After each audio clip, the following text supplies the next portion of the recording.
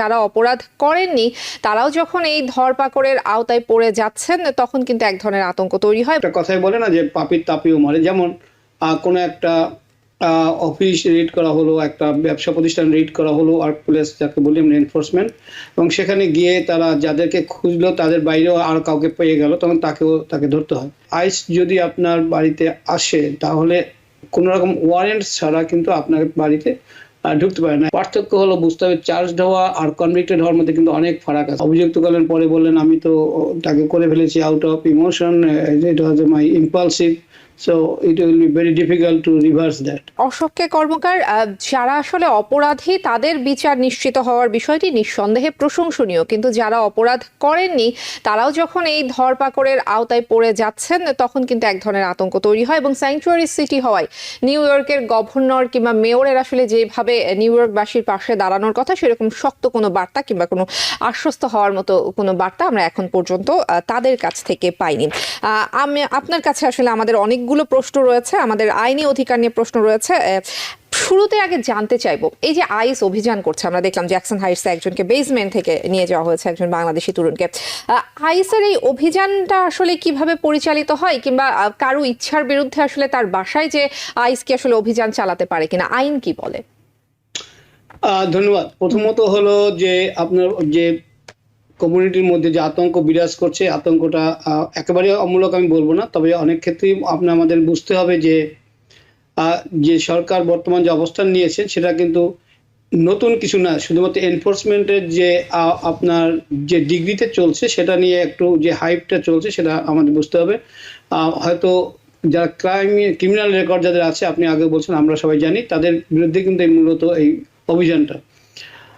তো যাদের কোনো ক্রিমিনাল রেকর্ড নাই তাদের ইউজুয়ালি তাদের কোনো মানে একটু ভয় করার সম্ভাবনাটা কম, কিন্তু যখন একটা কথাই বলে না যে পাপির তাপিও মরে, যেমন কোনো একটা অফিস রেড করা হলো, একটা ব্যবসা প্রতিষ্ঠান রেড করা হলো, ওয়ার্ক প্লেস যাকে বলি আমরা এনফোর্সমেন্ট, এবং সেখানে গিয়ে তারা যাদেরকে খুঁজলো তাদের বাইরেও আর কাউকে পেয়ে গেল, তখন তাকে ধরতে হয়।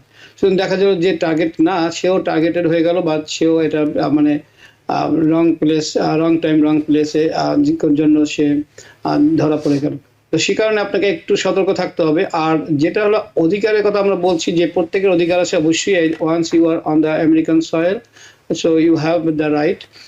তো আপনাকে যে প্রশ্ন করলে, যে কোনো প্রশ্নের নাম আইডেন্টিফিকেশন ছাড়া কোনো প্রশ্নের উত্তর আপনি দিতে বাধ্য না, কারণ আপনার ভিক্টিমের রাইট রয়ে গেছে যে আপনি ইনক্রিমিনেট করতে পারেন, তেমন কোনো কথা আপনি না বলতে বাধ্য না। আপনি বলতে পারেন যে আমার অ্যাটর্নি প্রয়োজন।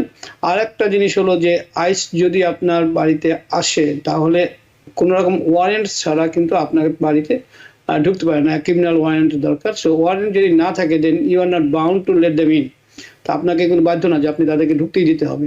সুতরাং এটা এক ধরনের অধিকার রয়ে গেছে আপনার, সুতরাং ইউজ করতে হবে সেটাকেও। আর যদি তারপরে যদি কোনো কারণে আপনার শিকার হয়ে যান, যে কথাটা বলছিলেন যে একজন বাংলাদেশি তরুণ উনি অ্যাসাইলাম অ্যাপ্লিকেশন করেছেন, তারপরেও ওনাকে কিন্তু ধরে নেওয়া হয়েছে।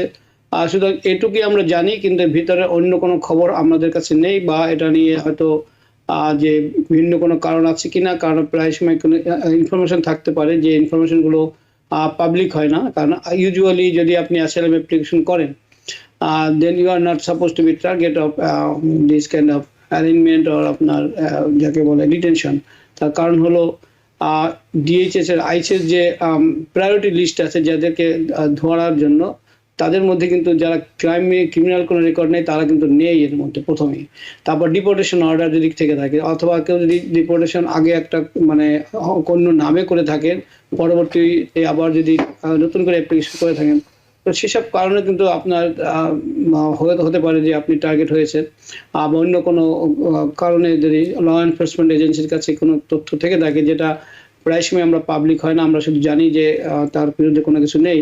সুতরাং আমার যেটা সবার কাছে যে অনুরোধ, যেটা বলবো আমি, যে সাজেশন বলুন, সেটা হলো যে প্যানিক না হয়ে একটু সুস্থভাবে করুন। অবশ্যই আপনি আগে যেরকম ভাবে মুক্তভাবে সব জায়গায় যেতেন, বা এটা কিছু অংশ হলো খর্বিত হচ্ছেই, এটা আমার মনে হয় যে বাড়তি অ্যালার্টনেসের দরকারও আছে, কারণ হলো রং টাইম রং প্লেসে আমরা অনেক সময় পড়ে যাই।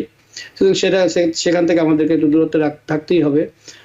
আদারওয়াইজ আপনার এই যে হাজার হাজার লোক না লক্ষ লক্ষ লোককে ধরে পাঠিয়ে দেওয়া এটা ইজি ব্যাপার না। আপনি দেখবেন যে মূলত যারা ল্যাটিন আমেরিকা, সাউদার্ন আমেরিকা যারা আছে, যেখান থেকে বিরাট অংশই প্রেসিডেন্ট ট্রাম্প বিভিন্ন সময় বলছেন, এবং আমরা অনেকেই জানি যে বিভিন্ন গ্যাংগুলো যেটা আছে তারা কিন্তু আমেরিকা পর্যন্ত এখানে তাদের জাল বিস্তৃত করেছে, এবং সেই M13 থেকে শুরু করে বিভিন্ন রকম গ্যাং আছে।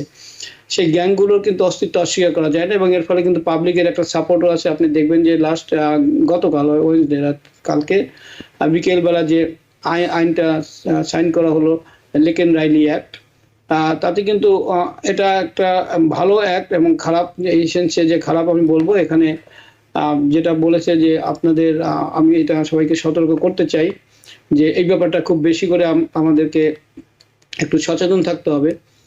যে এখানে কয়েকটা মানে ক্রাইমের কথা বলা হয়েছে, সেই ক্রাইমগুলো খুব বড় আকারের ক্রাইম না হলেও এগুলোকে মিসডেমিনার পর্যায়ের ক্রাইম। সেগুলো যদি আপনি করেন, মানে করা লাগবে না, করা লাগবে না, আপনি যদি চার্জড হন তাহলে কিন্তু আপনাকে তার ডিটেনশন নিতে পারেন। পার্থক্য হলো বুঝতে হবে চার্জড হওয়া আর কনভিক্টেড হওয়ার মধ্যে কিন্তু অনেক ফারাক আছে, রাইট? আমরা অনেকেই চার্জড হতে পারেন, কিন্তু আলটিমেটলি কিন্তু আপনি অ্যাকুইটেড হতে পারেন, অ্যাকুইটেড হতে পারেন, আপনার ডিসমিস হয়ে যেতে পারে কেস। তো আমরা এতদিন যে জানতাম যে everyone is innocent until proven guilty, কিন্তু অবশ্যই ইমিগ্রেশনের ক্ষেত্রে এটা একটু ব্যতিক্রম ছিল। কিন্তু এই যে অ্যাক্টটা হলো, এই অ্যাক্টটা কিন্তু একটা আইসকে একটা বিরাট ক্ষমতা দেওয়া হয়েছে, যেখানে যদি কেউ বার্গলারি, থেফট, লার্সেনি বলতে আপনি যে কোনো মানে কারো কোনো জিনিস যদি আপনি চুরি করেন, তো এরকম থেফটও আপনি জানেন, বার্গলারি আমরা জানি চুরি করা, শপলিফটিং যেটা খুব ইম্পর্টেন্ট, কারণ শপলিফটিং অনেক সময় মানুষ সবাই ইচ্ছাকৃতভাবে শপলিফটিং এর জন্য আপনার তাদেরকে অভিযুক্ত করা হয়, তা কিন্তু না। আমি অনেকেই জানি বিভিন্ন সময় ভুল করে এক জায়গা থেকে একটা জিনিস নিয়ে হয়তো আপনি মনে করছেন যে আমি দেবো, তারপর হয়তো কোনো কারণে বের হয়ে গেছেন। আমার কাছে অনেকবারই এরকম অনেক এসছে। তো তাদেরকে বলছি যে বি কেয়ারফুল। যদি আপনার লিগাল স্ট্যাটাস না থেকে থাকে, আপনি যদি সিটিজেনশিপ না থাকে আপনার, then you are at danger. So আপনাকে বাড়তি খেয়াল রাখতে হবে। বলার কোনো কারণ নেই যে আমি তো এরকম না, আমার এরকম হিস্ট্রি নাই। কারণ হলো এখন যদি চার্জড হন আপনি, শুধুমাত্র আপনাকে যদি পুলিশ আপনাকে এসে চার্জ করে, ডিটেইন করে এবং বলে যে আপনি বার্গলারি অথবা আপনি শপলিফটিং এর সাথে যুক্ত, তাহলে কিন্তু আইস আপনাকে ডিটেনশন নিতে পারে। That's very very dangerous. একটা ছোটোখাটো একটা ঘটনা শুধুমাত্র আপনাকে, এমনকি আপনার যদি ডোমেস্টিক ভায়োলেন্স হয় তাহলেও আপনাকে কিন্তু যদি চার্জ দেওয়ার সাথে সাথে আপনাকে ওরা আইস ডিটেনশন নিতে পারে। তো সেই ঘটনাটা আপনাকে অ্যাভয়েড করার জন্য আপনাকে খুব বাড়তি আপনাকে যে বলি আমরা অ্যালার্টনেস থাকতে হবে, যাতে কিনা আপনি এরকম কোনো পরিস্থিতি যাতে না পড়েন।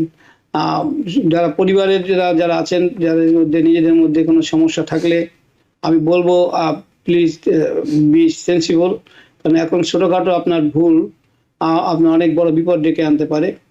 যে কোনো কারণে আপনি 911 কল করলেন, পুলিশ ডেকে নিলেন এবং আপনি বললেন, অভিযুক্ত করলেন, পরে বললেন আমি তো তাকে করে ফেলেছি out of emotion, it was my impulsive, so it will be very difficult to reverse that. So আমাদের যেটা কথা হচ্ছে যে প্যানিকড হওয়ার কিছু যেমন নেই, অ্যালার্ট হওয়ার যথেষ্ট কারণ রয়ে গেছে। নিউ ইয়র্ক থেকে সম্প্রচারিত TVN 24 টেলিভিশন বিশ্বজুড়ে বাঙালির কণ্ঠস্বর।